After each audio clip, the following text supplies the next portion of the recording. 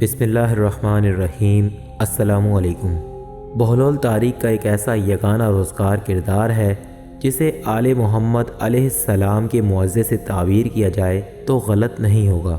اس نام کے کئی اور لوگ بھی گزرے ہیں، لیکن بہلول سے مراد عموماً وہی شخص لیا جاتا ہے جس نے دیوانگی کا مفہوم بدل دیا اور دانش برہانی کے معنی سمجھائے۔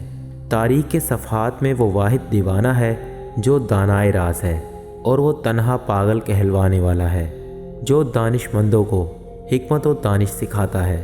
اس نے ایک ایسی راہ چنی تھی جو آج تک کسی کے قدموں سے پامال نہیں ہوئی۔ بہلول کی بے پر پیش اور ہے پر جزم ہے۔ یہ نام ہنسمکھ، سچے اور حاضر جواب لوگوں کے لیے استعمال ہوتا ہے۔ بہلول کی انہی خوبیوں نے اس کا اصل نام فراموش کروا دیا تھا۔ وہ ہر جگہ بہلول کہلواتا تھا۔ جس طرح وہ اپنے دور میں ایک مقبول شخصیت تھا، اسی طرح ہر دور میں وہ ایک پسندیدہ کردار رہا ہے۔ اس کی حکایات دلچسپی اور شوق سے کہی اور سنی جاتی ہے۔ اس کا اصل نام وہب بن عمر اور جائے ولادت کوفہ بیان کی گئی ہے۔ وہ بغداد کے ثروت مندوں میں سے تھا۔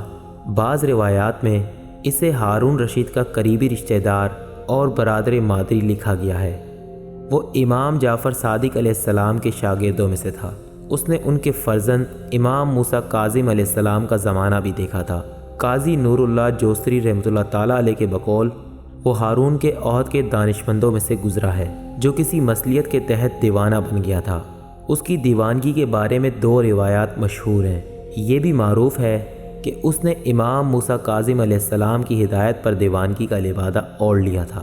اس طرح اس نے اپنی جان بھی بچا لی اور اس دور کے شاہی دربار کے لیے ایک ایسا نکات بن گیا جو ہنسی ہی ہنسی میں انہیں آئینہ دکھاتا رہتا تھا۔ امام موسیٰ کاظم علیہ السلام سے ہارون عباسی کی مخاصمت کوئی ڈھکی چھپی بات نہیں ہے۔ تاریخ نے امام علی مقام کی 14 سال کی قید، سخت اور زہر سے شہادت کے ذمہ دار ہارون کو ہی ٹھہرایا ہے۔ ایک روایت کے مطابق ہارون نے دیگر متقی اور نامور لوگوں کے ساتھ بہلول سے بھی امام معصوم کے قتل کا فتویٰ طلب کیا تھا۔ بہلول انکار کے نتائج سے خوب واقف تھا، اس لیے اس نے امام موسیٰ کاظم علیہ السلام سے رہنمائی کی درخواست کی اور ان کی ہدایت پر دیوانہ بن کر اپنی جان بچا لی۔ اس کے بارے میں دوسری روایت یہ ہے کہ بہلول کا جرم آل محمد سے عقیدت اور ارادت مندی تھا، جو ہارون کے دور میں قابل گردن زدنی جرم قرار پایا تھا۔ جب بہلول کو پتہ چلا کہ اسے عنقریب گرفتار کر کے قتل کر دیا جائے گا، تو اس نے اپنے دو ساتھیوں کے ہمراہ امام معصوم سے قید خانے میں رابطہ کیا۔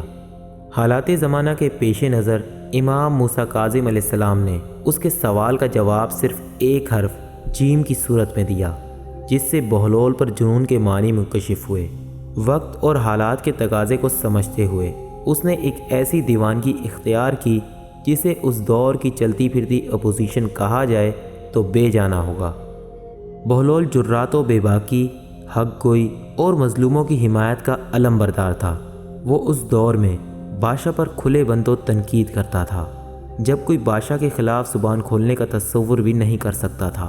اس کی دانشمندی اور ذہانت نے کبھی اس کا موقع نہیں دیا کہ اس کے کسی لفظ پر گرفت کی جا سکتی۔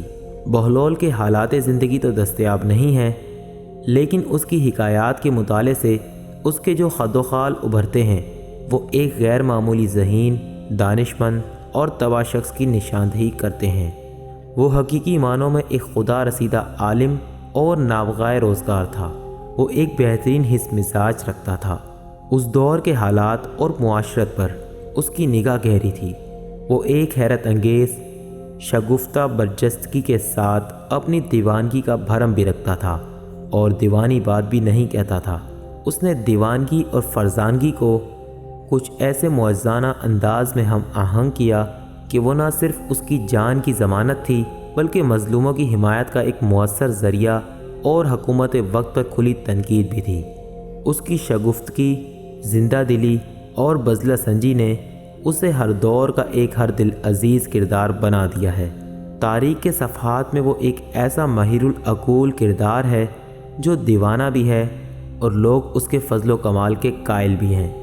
وہ پاگل بھی کہلاتا ہے اور مشکل مسئلوں میں اس کی رائے کو اہمیت بھی دی جاتی ہے۔ اس سب کے باوجود کوئی یہ ثابت نہیں کر پاتا کہ وہ دیوانہ نہیں ہے۔ یہی اس کا کمال ہے کہ وہ در حقیقت آل محمد کا دیوانہ ہے۔ اگر آپ بہلول دانا رحمۃ اللہ تعالیٰ علیہ کے مزید واقعات سننا چاہتے ہیں تو ہمارے چینل کو سبسکرائب کرنے کے بعد بیل آئیکن کو پریس کر دیں تاکہ آپ کو مزید انفارمیٹیو ویڈیوز ملتی رہیں۔ جزاک اللہ۔